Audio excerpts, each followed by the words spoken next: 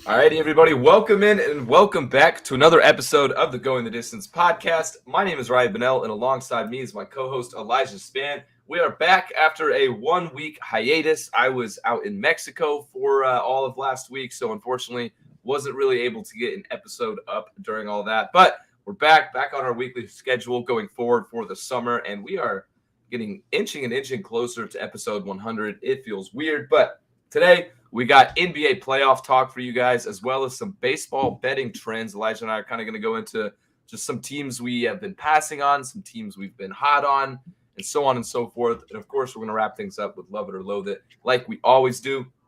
But before we get into the nitty-gritty, be sure to follow us on social media over at GTD_sports, other than on TikTok, where we are at GTDsports.com. You can check out our personal accounts. I'm over at Ryan Bonnell 8, and Elijah is at Elijah Span 19. And be sure, I've been using this a lot more lately. BetUS Sportsbook. If you use code GTDS125, you get a 125% deposit bonus match with free play. They have a ton of fun lines on there. I have been using it a lot more these past couple weeks. I hit a lot on the NFL draft. It was a ton of fun. So go check out all their odds and use our code when you sign up. But before we get into the actual basketball talk, let's hit some highlight or low light. What you got for us this week, Elijah? So highlight is I went to one last night, and now I'm going to another Rangers game on Saturday in Houston. So 2 Rangers games, both for free. That's pretty nice. My buddy, my buddy in Houston, his mom hooked us up with tickets because of her job or something. I don't know. So all I know is free tickets. Okay, that's all I needed to know. So that's fun. I sat in the outfield last night. It's more money for beer, man. Ooh. I mean, dude, honestly, in that new Ranger Stadium, there's not a bad seat in the house. Like, I've sat in a decent amount of the different, like, I've been to, I think, 6 games now in the new stadium. Sat somewhere completely different every time, and I don't know, it's just cool everywhere. Yeah, I agree. Although I sit in the outfield, and I've never been a big outfield guy. I'm usually along like the third or first base lines, like just even if it's or just up on those lines. I never really sit in the outfield. I was sitting in the outfield last night, dude. I was so distracted. I could not pay attention to the game at all. See, it is tough because I find myself a lot of times during baseball, I'll literally just be like in awe of the stadium, just like looking around it, and then all of a sudden I'll hear like bah! And then the ball's going over, and I'm like, shit, what did I miss? Like, and then it's a home run, and I'm like, oh, damn it. Like, that was happening to me a lot last night. Yeah, I feel your pain on that. And then low light is all this Mavs talk about, or all the talk about the Mavs advancing is like non-existent, and it's basically everyone just shitting on Chris Paul. Like, nobody's talking about how the Mavs like beat the Suns. It's that the Suns imploded, dude. Especially which was also Patrick Beverly, bro. Yeah. But also, too, it's pissed me off because this was the same narrative that popped out when we won the championship in 2011. Everyone just talked about it as LeBron lost, not that the Mavs won. We always get done this way. I'm tired of it. That is a fair point, especially with, like, because everybody just talks about that series as, like, the biggest blemish of LeBron's career rather than, like, you know, an incredible accomplishment by a team with only one All-Star. Yeah, I kind of see where you're coming from, especially right now. Did you see the Patrick Beverly comments, bro, on ESPN? Oh yeah, that's going off. Yeah, dude, talking about how like ain't nobody scared of them boys over in Phoenix, and talking about how Chris Paul, like he was going off on Chris Paul, and it's like, you know, I understand having some, you know, like extreme ridicule on sports talk shows. You know, you got to have it every now and then rather than just like the analysts talking back and forth. Get the players in there, get their opinions. All for it. But Patrick Beverly is not that guy, bro. He's acting like he's, you know, an all-star. He's a fucking role player, bro. And he's talking down on Chris Paul. Like, I don't understand it personally. Like, Chris Paul in his bad games was still averaging more than Patrick Beverly did in the regular season. So it's like, how is he going to talk shit on him? It just blew my mind. And, like, also, he definitely shut Stephen A. Smith up a few times. Did you see those clips? I didn't see those ones, no. Dude, it was almost like awkward. Like him, JJ Redick, and Stephen A. Smith going in. And, like, dude, JJ Redick is fun to listen to talk to about basketball. He knows what he's talking about. That's probably why he's going to not be on First Take for much longer. Yeah, because dude, he gets the better of Stephen A. a lot of times. Like, honestly, a decent amount. So he makes a lot of people are saying he's too real for he TV. is, bro. But that's like, I don't know. You kind of want that. Not for First Take though. First Take, just give me all, just feed me bullshit. Yeah, First Take is like literally just arguing. Let's make up lies. Skip Bayless. I want Skip Bayless back so bad. Oh, dude, that would be like a dream reunion. Skip Bayless and Stephen A. I'd love to see it. Yeah, it would be a day. Alrighty though, and then for my highlight, also sorry if my voice sounds a little raspy or anything during this episode. My throat has been weird today, so apologies for that. But show goes on. Last week, my highlight, I was in Mexico all of last week, kind of like I said at the beginning of the episode. It was nice. I got to relax. It was an all-inclusive beach resort, so can't go wrong there. And the best part about it was I went and played a round of golf at probably the nicest golf course I have ever laid my own human eyes on. I felt like I was fucking Tiger Woods out there, bro. Like, it was a real fairway, and real greens that were like groomed and super fast and like had so many different reads. It was like, wow, dude. I want to play those courses all the time. I can't think of the name. It was like the Hard Rock Resort official course, but I went out with my dad. Wait, what? So since it was all-inclusive resort, does that include golf or did you pay extra? It was extra. So, okay, I figured. Yeah, it wasn't like actually like an absurd amount considering how nice the course. It was pretty. I think it was like $100 per person. So like, it could have been worse, but it came with everything included, and like free drinks and free food there. So that was nice. But I went with my dad, who never golfs. Like, he's golfed one time in the last decade. And I went with my brother, who just picked up golf as well, like a couple years before me. He's been golfing like the past 3 years. And my brother and I are very competitive. So we kind of went into it with like, all right, we're going to take it easy because, we're both amateurs. Like, mulligans are fine, everything like that. But it started to heat up a little bit as the game went on. I had a pretty solid day for me. I shot a 103, which it's an average good day for me. But also it was on like a really hard course, so I was pretty proud of it.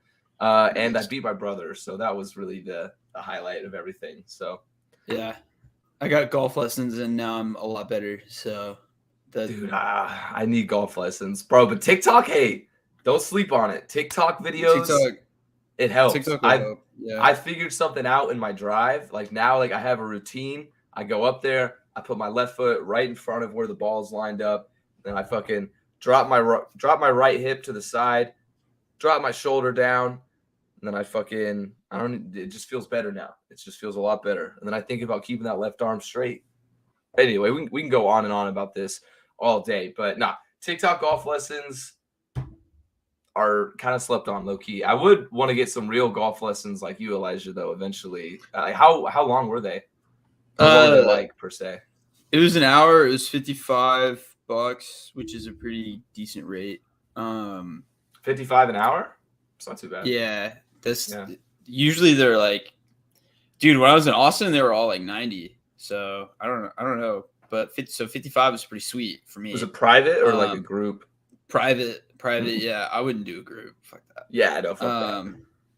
So he gave me like 4 things to work on. And so I went to the range one time and worked on those, and it was tough at first. And then I went to play around yesterday, and my score didn't change as much, but I had a lot of really good shots. I have a lot of shots with like good contact and stuff. So see, I've been wanting to go to the range more just in general, because I've probably been to the range like 3 times, but I've been golfing like close to 20 now.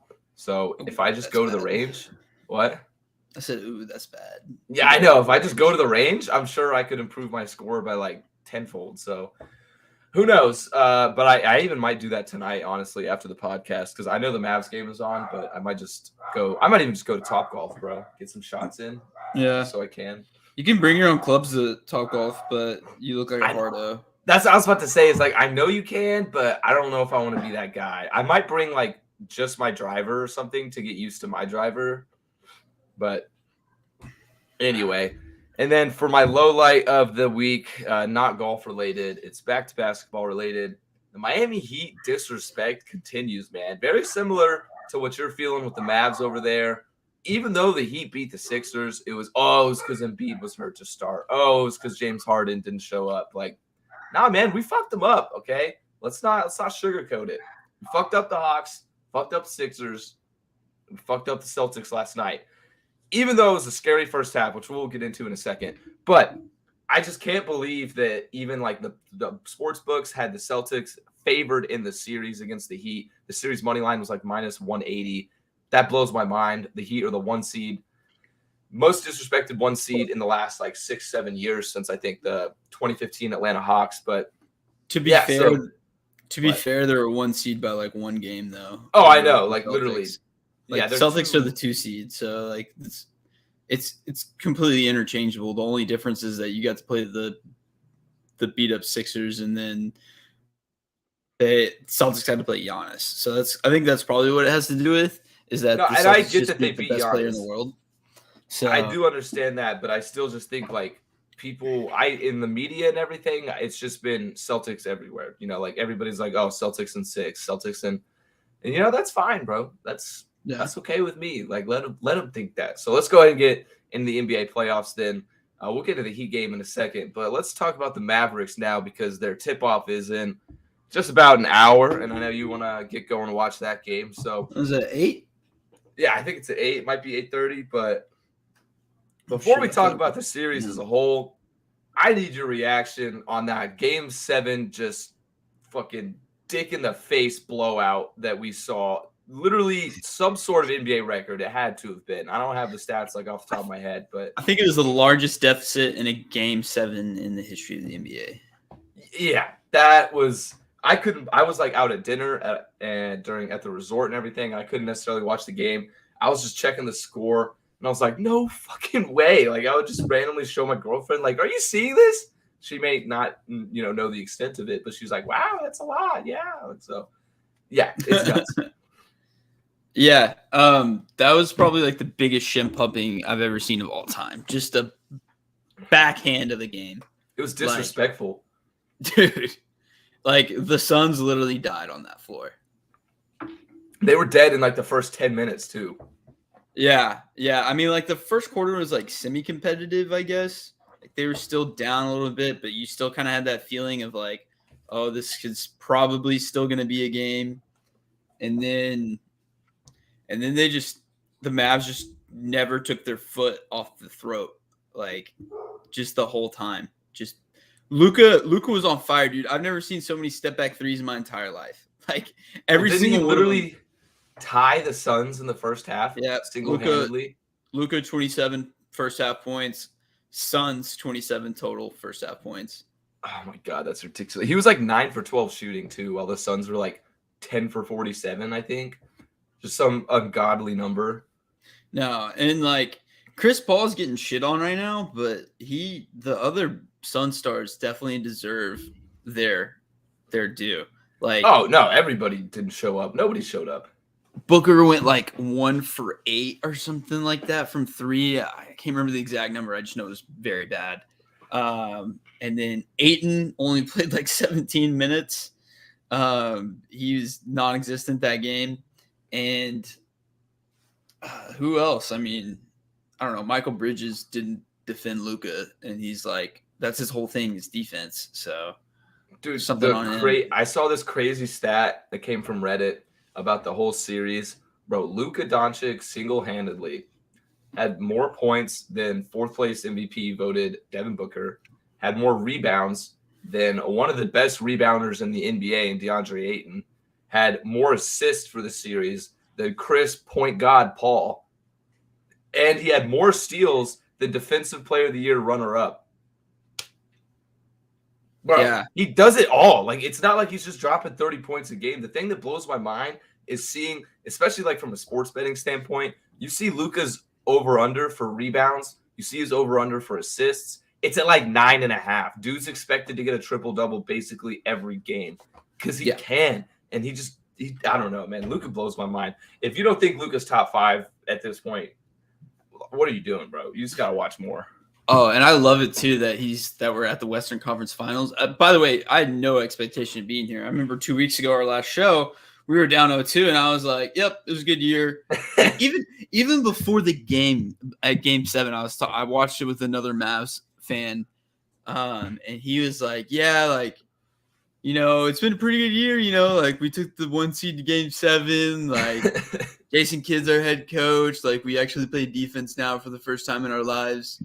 And I was like, yeah, like it's cool. Like this is a good season. We got a lot of momentum going next forward. By the way, like Game 7 hadn't even tipped off yet. And then we go and like now I'm just so happy because like people will never hold over the Trey Young going to the Western Conference or the conference finals before Luka, because Luka did it the very next year.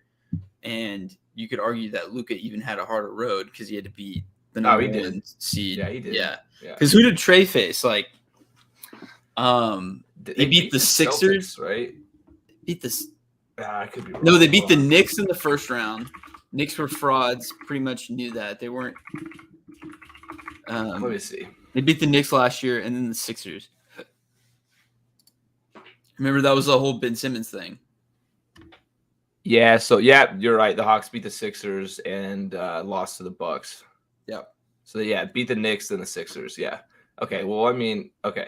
Yeah, I would say the Mavs had the harder path to the playoffs. Not to like discredit the Hawks last year. I mean, it was still a great run, but I think the Mavs take the crown on that. But yeah, big question though, with everybody shitting on the Suns, everybody wanting Chris Paul to get a ring. I'm not a Suns fan by any means, but I do think Chris Paul deserves a ring. Is the Suns championship window closed? Is that the last we're gonna see? I think so, because Chris Paul is 36, 37. He's not getting any younger. He's not getting any healthier. I mean, and that was a problem this year. And I guess it was a problem in the playoffs. He got a quad injury. Don't know how real that one is. And also, too, like, DeAndre Ayton is probably not going to be a Sun next year. Like, where do you think he's going to go? I kind of hope the Mavs sign him because we need a big man. But after the series, I'm not exactly sure. I just know he's going to go elsewhere because he was supposed to get re-signed last year. He didn't get the money that he wanted to get. He's gone all season without getting signed. Now he's going to be an unrestricted free agent. And the Suns owner is just cheap. So I just doubt that. I mean, that's a good point. Yeah. I did such a bad job of remembering, like, who's about to be a free agent and whose contract is up. So, yeah, that would definitely shake things up, especially because although, Chris Paul is old, I mean, the true core of their roster, like Booker is still relatively young. Bridges is still pretty young. Payne is pretty young. Like Jay Crowder's old as shit. Yeah. But Ayton, also a young guy. But yeah, if they lost Ayton, I wouldn't be surprised if the rest of that young core might want to, Bridges might want to leave as well. That would be interesting to see because, yeah, whenever Devin Booker was there, like just Devin Booker, and kind of before Ayton really blossomed, they were just an average run-of-the-mill, barely make the playoffs team kind of thing. So yeah, that would be interesting. I agree, though. I do think the Suns championship window is closed. Although Patrick Beverly was kind of being a dick about it, I think he does have a point that, none of the league is scared of them. None of the league is scared to play Giannis. The league does not want to go up against Joel Embiid and James Harden. The league does not want to face the Splash Brothers. There are just teams. And now Luka, bro. Nobody wants to fucking have to contain Luka. So there really wasn't that with the Suns. It's not like, oh, my God, Devin Booker's going to drop 40 because he's not. Maybe Chris Paul will get like 10 assists. But I think it is coming to an end. And, another funny thing during that series was Stephen A. Smith took to Twitter and tweeted like at Devin Booker, at Chris Paul, like basically how he looks like an idiot, how they didn't show up and everything.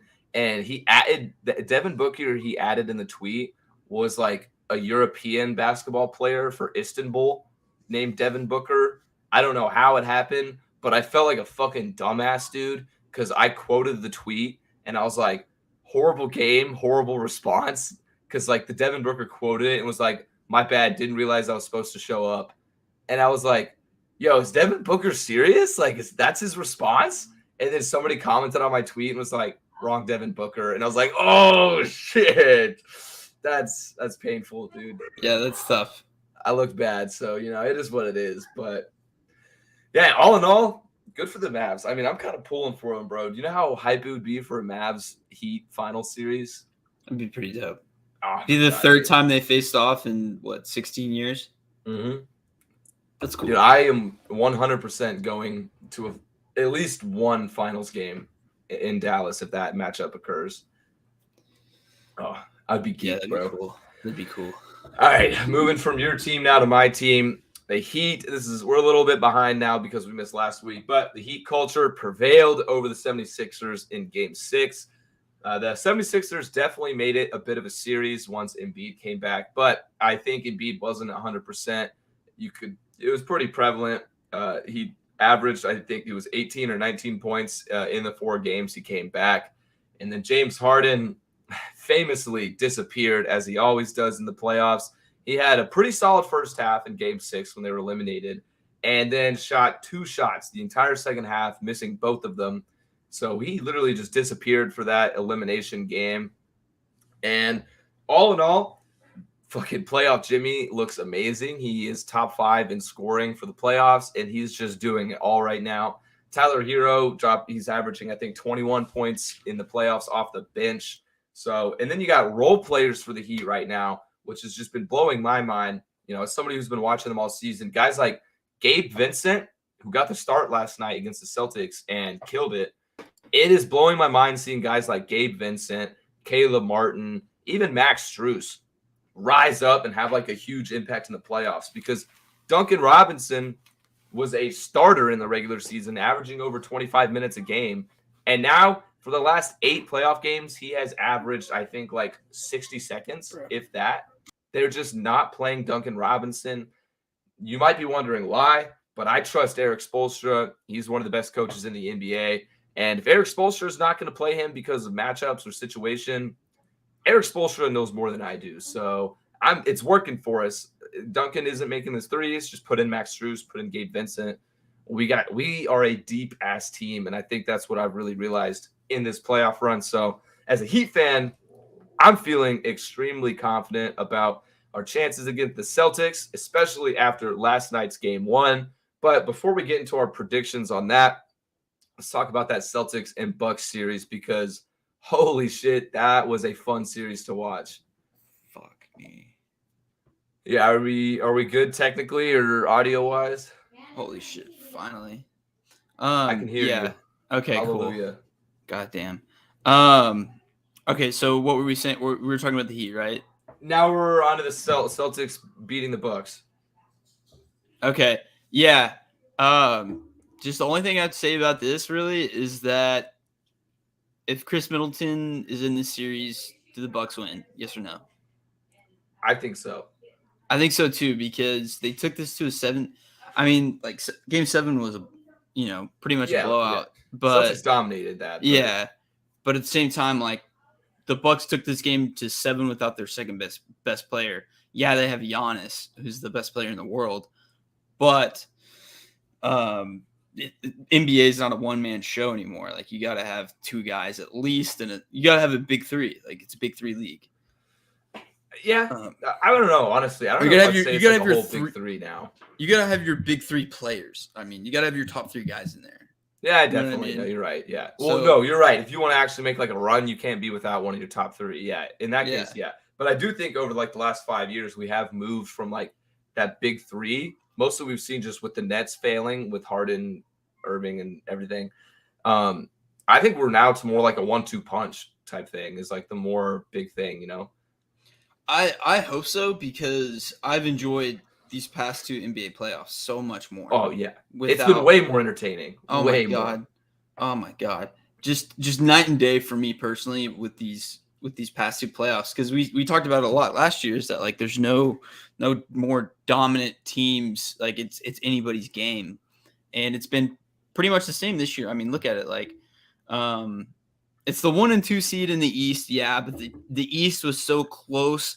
It basically just boiled down to which 2 teams were the healthiest. It did, yeah. Because I mean, like you mentioned earlier, how the Heat were 1 game ahead of the Celtics. The Heat were also 2 games ahead of the Bucks for the 3rd seed. So it was like literally inches. Yeah, and even then, like the Heat haven't been totally healthy, neither have the Celtics, but those guys weren't out indefinitely; they're just banged up. Yeah, no, honestly, I do feel kind of bad for the Celtics not having Al Horford in the series. That is a pretty big blow. But he'll probably be back for like game 4 or 5, which I'm hoping the Heat are up 3-0 by then, so. Yeah, we'll get into that later for this late preview picks deal that we're going to do. So, wait, we're talking about still Bucks Celtics. So, anyway, yeah. With the East race, yeah, I mean, just like, I don't know. It's just a lot more parity within the league. And I think everyone in America can say that we like that better. Because it was getting really boring there with just Warriors, Cavs, Warriors, Cavs, Warriors, Cavs every single year. You just literally every year. There was a video I remember a while back after like the 4th time it happened. And it was like a parody that was like, and we're here for the 2055 NBA playoffs for a record 51st appearance of the Cavs and Warriors. Like LeBron James is now half cyborg, and like it passes on to like I've seen that. Yeah, like 2200 or like 2200, and it's like now LeBron has recruited an entire family of cyborg Jameses. Like it's just super extreme, but yeah, no, it definitely seemed like we were heading that path where it was just the exact 2 teams. You knew exactly who was coming out of each side every year, but now it's truly just a toss-up. Like, of course, there's a top 3. There's a top 4, even, you could say. All of them have a pretty good shot of making it, which, as a fan, much more entertaining. But no, I think that Celtics and Bucks series was probably the best series we've had all playoffs, even though there was no Chris Middleton. It would have been even better. I still thought the Bucks were going to win just because of Giannis. So Boston proved me wrong there, but I'm still, I don't know, man. I don't know how I feel. I had Celtics in 6, and I'm just pissed I didn't have them in 7 because it would have been even juicier. But it is what it is. Did you see that guy walk across stage with his iPhone that said Celtics in 7? Nah. Oh, dude, is a guy, I forgot what college. I think it was Houston University. He had like on his phone in big letters Celtics in 7 as he passed the camera. Legendary. But alrighty, then last but not least, the Warriors did exactly what everybody kind of expected them to do. Got past the Memphis Grizzlies.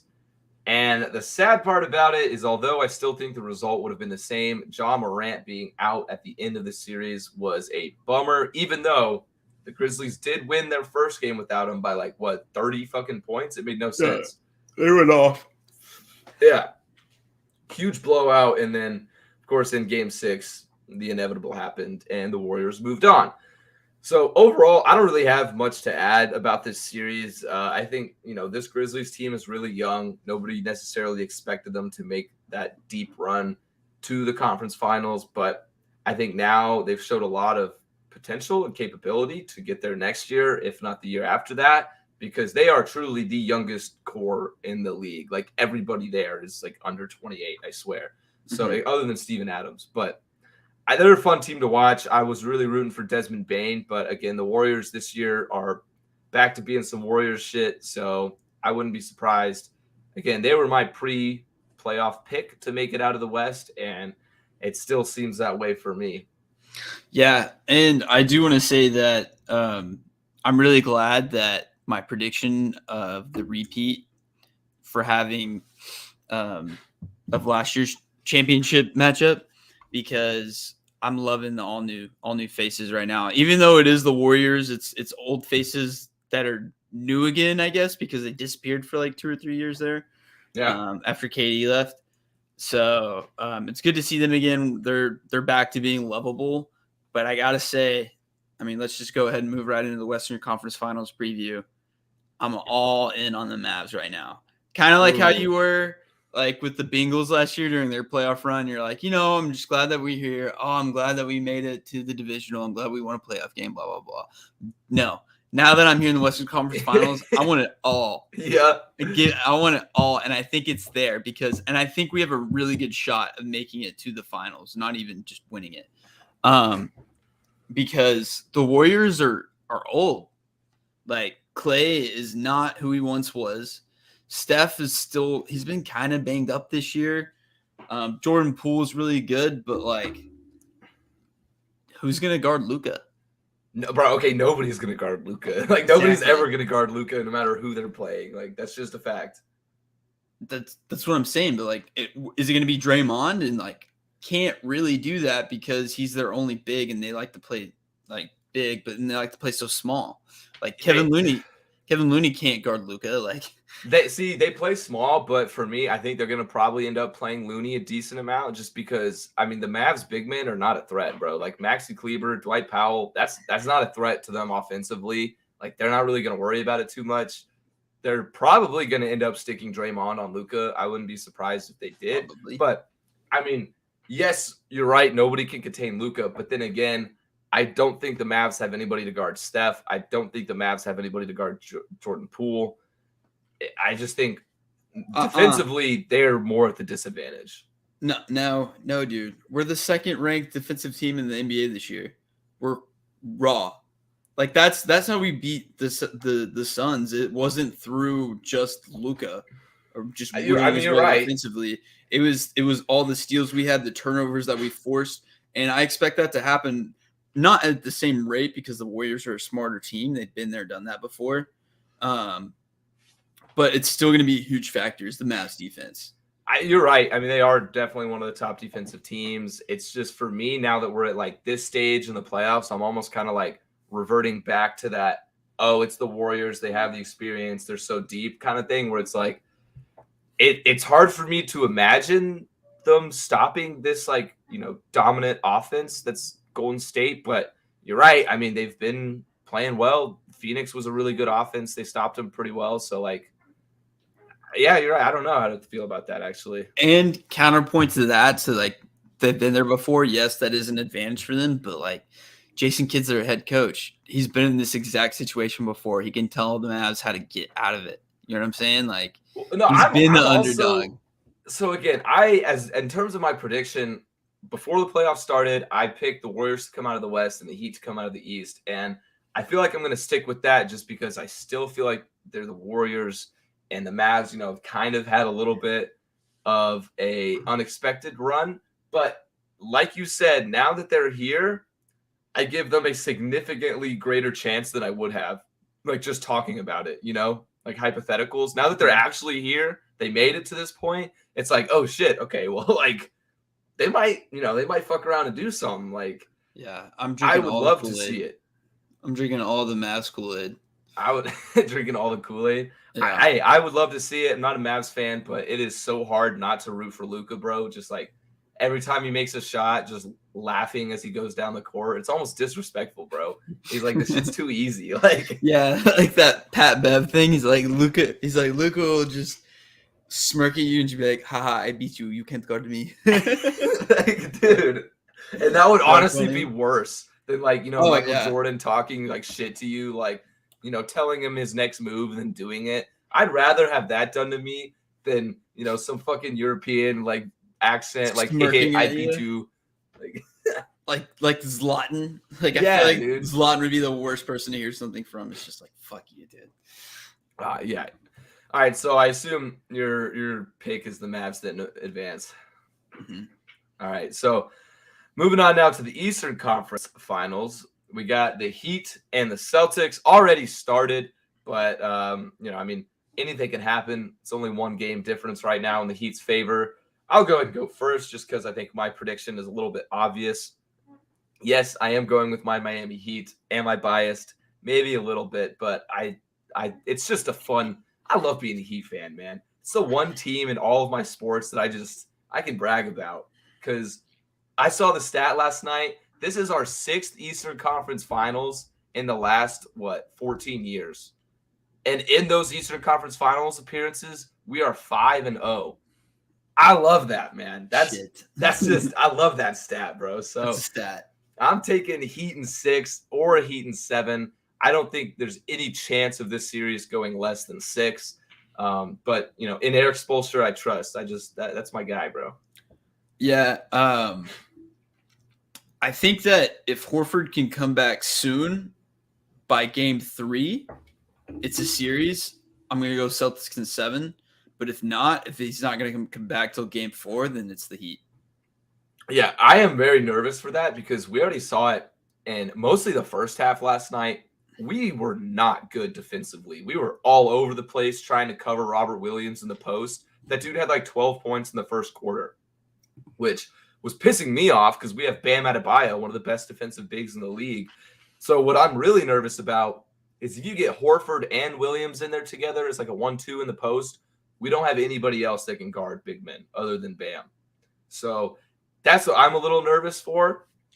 I still think we'll do all right just based on our third quarter yesterday, which, man, that was just – I can't believe that happened. 39-14 in the third quarter. The Celtics shot 2 for 14. It was their worst quarter in, I think it was, 17 years, like shooting-wise. So that was like some unheard of stuff. But, yeah, if Horford comes back, that is a big factor.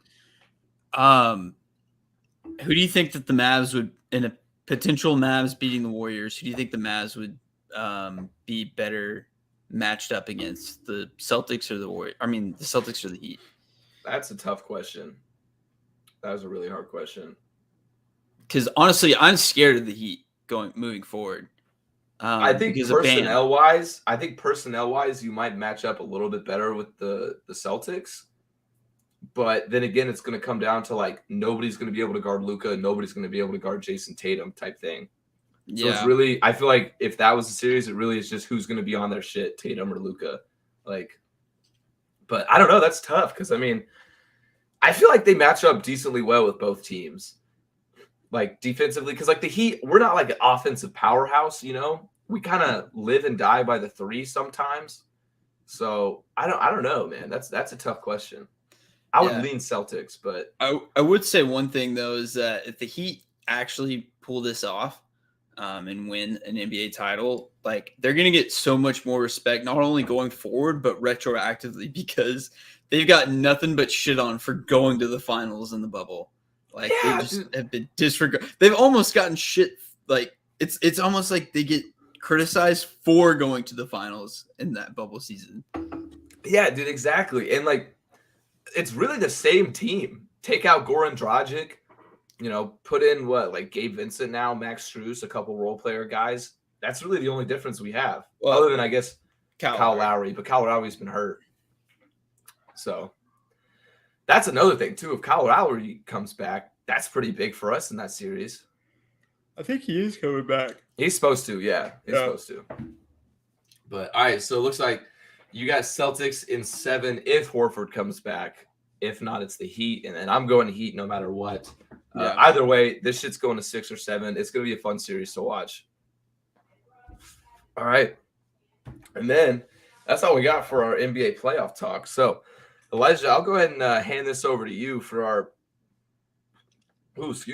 baseball betting trends little discussion we got going on. Elijah and I have been betting a lot of baseball this season. So we've been texting about a lot of nerfies, just random shit hitting and everything. So it's been a fun time. So we thought, why not just kind of hop on and talk about some trends? Yeah. I've not gone down since baseball season started. And so I'm up. You haven't had a negative week since baseball started? Damn, son. Yeah. That's pretty solid. I think I'm up. I'm up 27 units. Damn. Yeah. So that's good for you. Yeah. Yeah.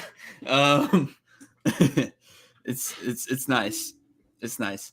But what's anyway, the secret, man? What's your secret? I don't know. I just look. I just press buttons, dude. I click the ones that look good, and I click place bet. You know. Yeah. Yep. Risk 30 always. I don't ever risk more than 30s, even when it's like minus 150. That's another thing to do. I don't like risk like 45 for 30 or some shit like that. Fuck that. I just risk 30 for 20. I do that. I need to start. I need to probably. Yeah. I don't because it only helps me if they win, but if they lose that $45 really hurts me. Yeah. You know what I'm saying? No, you're right. Yeah. So anyway, I'm just going to talk about some of the things that are working for me and that aren't. The under isn't hitting like it was at the very beginning of the season, which I think we all knew it was going to turn around eventually. Yeah, because everybody caught on to Manfred fucking dumbing the balls down. It's still a good play because the baseball is like definitely deadened. Like you can see it where guys are kind of frustrated because they'll be at the wall, and you can see like at the wall, just like everyone in the stadium is like, that would have been a home run last year. You know what I mean? Yeah. So it's definitely still deadened, but teams are starting to manufacture runs more instead of solely relying on the home run ball, which is nice to see, which we both said that we would like to see. Like the Rangers are definitely doing that. Oh, definitely. Yeah. The Rangers, dude, they've been surprising for the past couple of weeks. They've been doing all right. They've been pretty okay. Oh shit! Wait, hold up. Might have some breaking news that this is a bomb. Oh God, is it a dinger? Is it the No, dinger? it's a fly out. Ah, Yeah, sorry. Marcus Semien, Rangers rant for a second. Marcus Semien fucking sucks. dude, he has been very underwhelming. $175 million for nothing, dude. I'm very upset. Corey Seager has been great. He's been awesome, but he's gonna get better too. I mean, his Semien, average is a little down. He usually hits for better average. But he's been hitting plenty of bombs. Anyway, back to our betting stuff. I've been betting the Astros a lot. They win for me. Not today, unfortunately, or the last time I bet on them. So they're.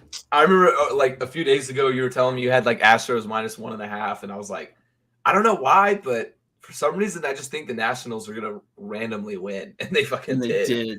I didn't even bet it, bro. I felt like an idiot, but yeah, you gotta trust those gut feelings. Oh my God, 5-1, cool. That's $30 down. Wait, dude. Speaking about, I mean, this is a little bit off topic, but kind of just about like more earned runs rather than relying on the dinger. Did you see the other day the Pirates and the Reds with Hunter Green on the mound? The Reds threw a fucking no-hitter, and they lost 1-0. Yeah, that was just absurd. I couldn't even believe that, bro. That's the most Reds thing. I was about to say that is the most Cincinnati Reds thing to happen all year. Yeah. So anyway, been betting on the Astros. Usually it's safe to run line them against inferior opponents like the Nationals. Like both games, they only won 2 games that series, but both games, like usually when they play a shittier team, they'll win 2 out of 1 for sure.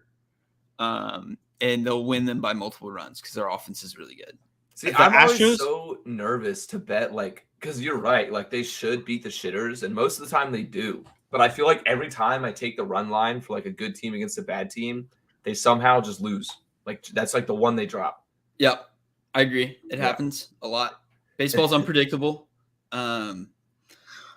So, Diamondbacks rotation is elite. But if you bet on them, do not watch them because their offense is so fucking bad. They have a 200 batting average. That's that's bad. That is rough. The only one worth watching is Ketel Marte. Other than that, they're all garbage. Dude, I was so mad. One thing I've started doing baseball betting wise is every now and then I'll do like a 3-leg parlay. Like the most recent one I did was Corey Seager to get a hit, Rafael Devers to get a hit, and Marte to get a hit on the Diamondbacks, Kalal Marte. Seager and Devers both got a hit within like the first 3 innings. And then Marte didn't get a hit for like his first game in 7 games. And I'm like, God damn it, dude. Like, come on. But I feel like that might be a winning strategy. Like betting on like really good players to get a hit, just one hit. Because chances are doing it every day. Yeah, chances are if they have 4 or 5 at-bats in a game and they're averaging close to, 300, they're going to get a hit. Like I would go like Harper, Trout. And Trout has he has over 1,000 OPS. He's leading. Trout is amazing, bro. Just always unstoppable. Yeah, he's been killing it this year already. Just bet like Trout, Harper, and now Mookie Betts is in a slump. I don't know. Whoever's hot. Hey, Rafael Devers is pretty hot for Boston. Rafi Devers is a fucking stud. Oh, Jordan Alvarez for the Stros. That's a good one too. Yeah. Insane. I like throwing Seager in there just because Seager's been a monster.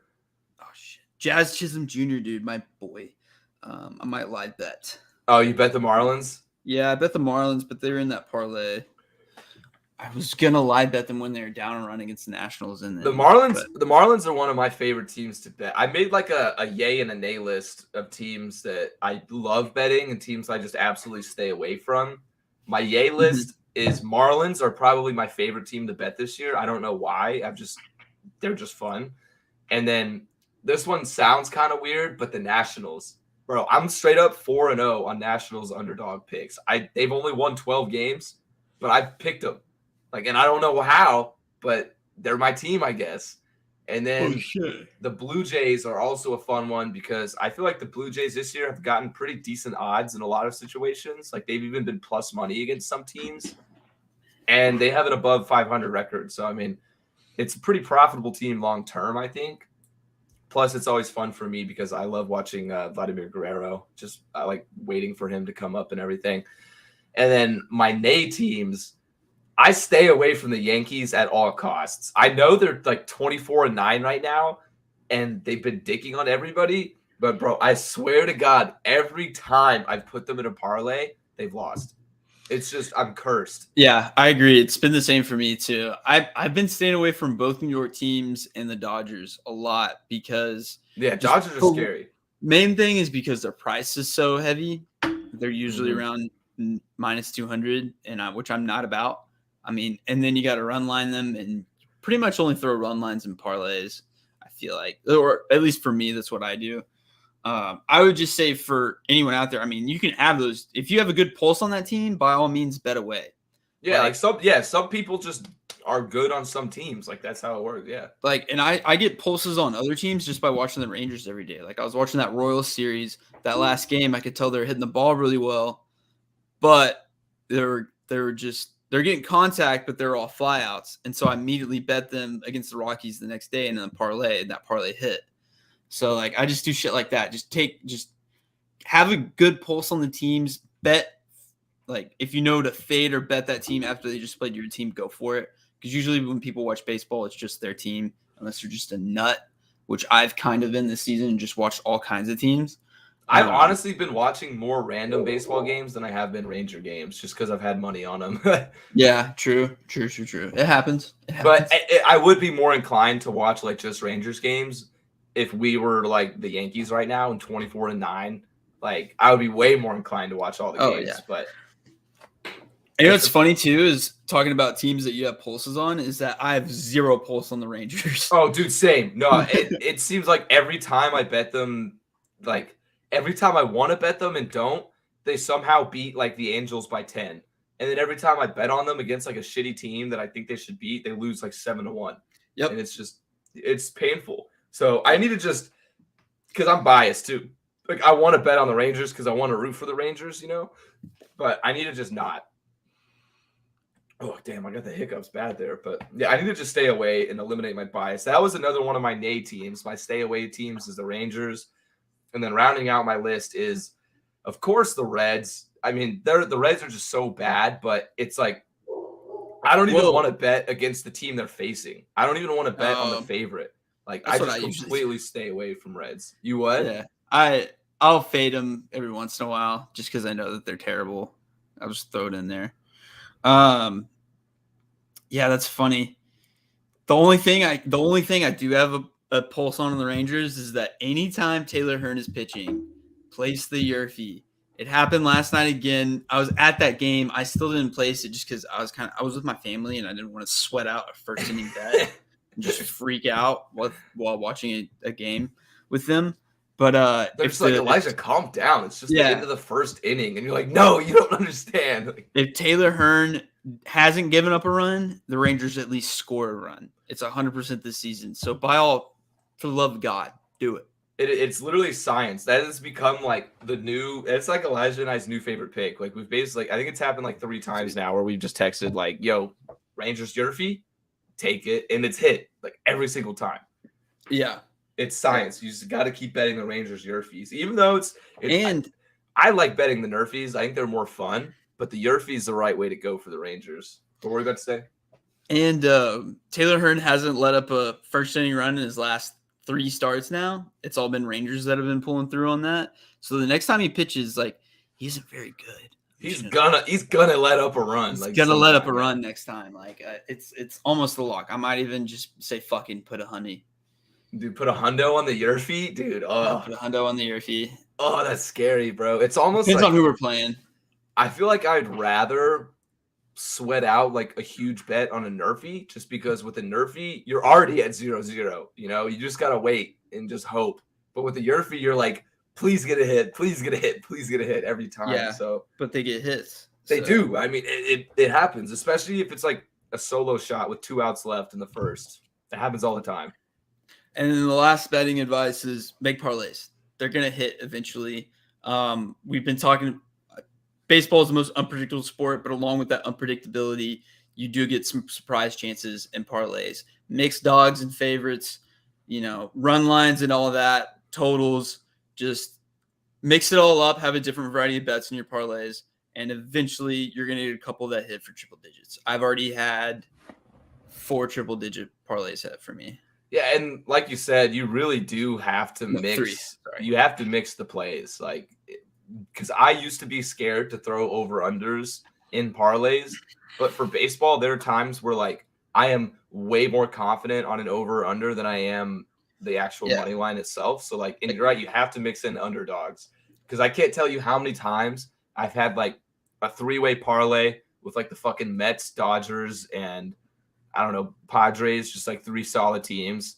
And then one of them loses to the bad team. So got to mix it up for sure. All righty. You ready for some love it or loathe it? Yep. All right. You want the first set or me? Yeah, I'll take the first. All right. Bet. So first up, we got the Philadelphia Eagles sign former Giants cornerback James Bradberry on a 1-year, $10 million deal. I love this solely because of the fact that James Bradberry's cap hit for the Giants cutting him is about $11.5 million. So the Giants have a bigger cap hit than the Eagles do for paying this man while he's actually playing for the Eagles. That is a weird situation. That's just how dumb Dave Gettleman is. I mean, he's done all right recently, but he's out though. Yeah. Oh wait, shit. Yeah, you're right. He before the draft, he retired. So yeah, that's weird. Dave Gettleman, gotta love it. All right. Anyway, next up, Pga Championships are this weekend, and Masters champion Scottie Scheffler opens as the favorite. Yeah. I'm probably not going to bet Scottie Scheffler. Probably not going to bet any golf at all after the Masters just absolutely took advantage of me. That's the last time I went down, actually, was Masters week, either through not betting or betting baseball. Yeah, Justin Thomas saved my day by getting top 6. Ooh. Yeah, I don't want to talk about it. But, again, Tiger Woods is the betting favorite for the Masters. I mean, for the PGA Championship. Bro, he's going to be the betting favorite for every goddamn tournament he plays in now until he retires, I feel like. Until he wins one. Honestly, yeah, just because, like, I mean, I'm sure his odds are amazing. Do you know what the odds are off the top of your head? No, I didn't check them. I just saw that he was the most placed. I'm sure they're huge plus money, so I guess there's some value just because it's Tiger Woods, Probably close to plus 5,000 or more. Yeah. Hey, that'd be a pretty payday. $20 to win $1,000. Yeah, I'd be okay to just risk that shit. Yeah. All right. Next up, the Orlando Magic win the number 1 pick in the lottery. Yeah, I love this because now it means that the draft kind of how we thought it was going to shake out is now got switched up. Which is our next one. I'm just going to kind of run this into 2 with now that Jabari Smith is the projected number 1 overall pick instead of Chet Holmgren. So now we're going to have a couple curveballs in the draft. The Magic don't really need front court from what I've been reading. And they're going to go with more like wing point guard situation. So yeah, I love this. I think it's going to make the draft a little bit more interesting now. Dude, I did too, especially, bro. Dude, the Thunder with the 2nd pick, bro. Let me tell you something. On podcast, on recording, the Oklahoma City Thunder are going to be a force to reckon with in 5 years' time. They have 17 first-round draft picks over the next, 3 seasons. What are they going to? They can't play with all those guys. I know. They're going to have to. But the thing is, they're probably going to draft a couple, really good players. I think they already did good getting Josh Giddey last year. And then they're probably going to end up trading 5 of them for a superstar at some point. So they have a lot of room to work with. And then, the Rockets in third. That'll be interesting. I think Chet Holmgren might actually end up going to the Rockets still, which is weird. The mock draft I looked at had Holmgren going to the Thunder. Really? I could see that too because they need help at big man. So yeah. Alrighty, and next up, Jabari Smith is now the projected number 1 pick, which you kind of already alluded to a little bit. Yeah, we just talked about it. We can move on to the next one. Alrighty. I got you now. Okay, so it has been reported again that Kyler Murray is not going to play without a new contract. Yeah, I'm gonna loathe it. I'm kind of tired of whatever this weird extended Kyler Murray situation that's been going on is, and it's not even a situation, so I don't know what to call it. It's just weird. Kind of the idea that the Arizona Cardinals haven't really done much to help Murray succeed or help him win, but fact of the matter is they traded for DeAndre Hopkins. They signed Zach Ertz midseason, one of the best tight ends. They have retained AJ Green, who has been a great role player for them. And now they got Hollywood Brown. So it's they're doing a lot. They are doing a lot. And I think Murray is just being a little bit of a diva. So I love it. He's a baby. Yeah, he's being a little baby diva. So Bills player flowers for the victims in the Buffalo shooting and distribute food to the community. Every single Bills player and coach were there. Yeah, I love this. Obviously, I hate the situation that it's for because, how many fucking times are we going to have shootings? But love the reaction by the community. It was really cool seeing, Josh Allen was pretty vocal on social media and everything. This is just one of those things that, again, kind of just shows, the importance of sports, how impactful they can really be, how they can make a change on stuff. So I love the response, but it's just the heart goes out to all the victims and everything. That is just terrible. Mm-hmm. Let's see here. We got here. The Toronto Maple Leafs continue to be one of the saddest teams in all of sports. I love this because as a Tampa Bay, I hate the Tampa Bay Lightning. Let me tell you, as a Stars fan, especially after they beat us, not a big Lightning fan. But I think that everyone in the NHL hates the Lightning. Yeah, the majority, yes, yeah. But as a sports bettor, I love the Lightning, bro. You gotta take the Lightning. I think I only lost one bet on the Lightning in that series because I saw they would lose to the Maple Leafs. And I'm like, all right, no way they lose the next one. And I put it on the Lightning. And then again in Game 7, you have to put it on the Lightning because the Maple Leafs are now 0-9 since 2013 in winner-go-home playoff games. That is absurdly bad.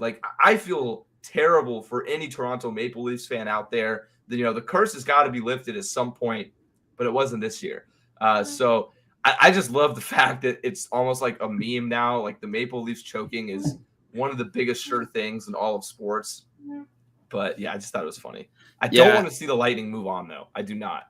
One of my buddies called me that day, and he was just talking. He's like, because he just noticed my Action Network stuff, and he's like, "You're hot." And then there's another kid there, and I was like, "I love Lightning tonight," and he was like, "Oh, I'm hot too. I'm up like $500. I'm thinking about putting 300 on the Leafs." And I was like, "Dude, don't do that.